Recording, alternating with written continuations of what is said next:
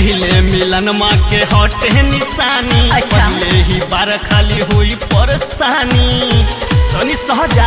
अरे चुप रहा। पहले मिलन माँ के हटे निशानी। पहले ही बार खाली हुई परेशानी। अरे मत बोला। अजनी तना धाधाई तनी धीरे बहिनाई। जनी तना धाधाई तनी धीरे बहिनाई। जब अंगूठी घुसी तो दुखाई राजा जी। टपे द गिरे धीरे धीरे। टपे द गिरे धीरे धीरे। ना बुझाई ये गोरी। टपे द गिरे धीरे धीरे। ना बुझाई ये गोरी। टपे द गिरे धीरे धीरे। लहै धूप गई।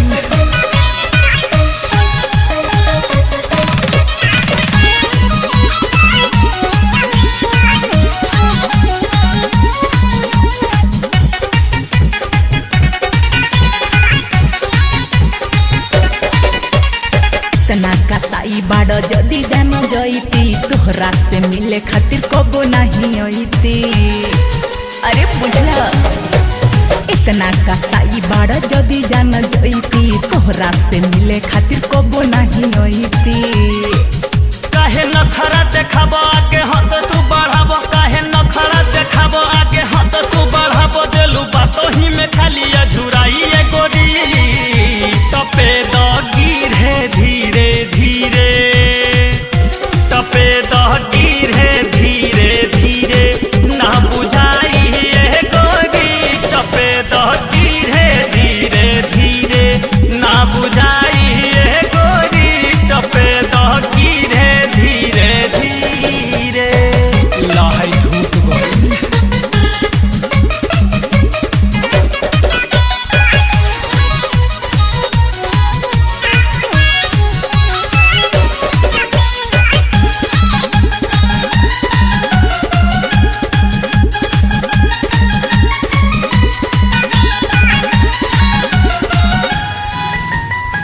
सहजन जान अब बचल बा थोड़ा।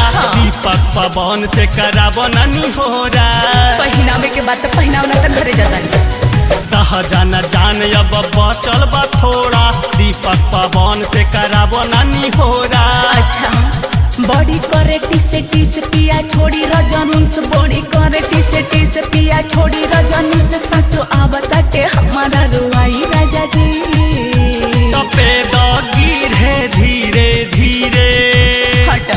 टपे द गिरे धीरे धीरे। ना बुझाई ये गोरी। टपे द गिरे धीरे धीरे। ना बुझाई ये गोरी।